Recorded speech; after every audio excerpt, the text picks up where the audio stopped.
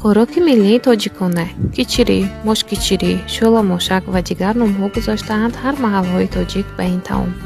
امروز باشد من به شما طرز آماده سازی کیچیری کانی بادامی را نشان دادنی هستم.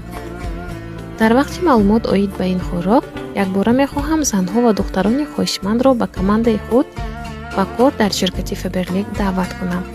البته هر کار آسانی و دشواری خود را دارد، ولی با آموزش و راهنمایی شما همه مشکلی را پس سر می‌کنید. اکنون نوبت خوراک. شما می‌توانید ماش را نجوشانیده اضافه کنید.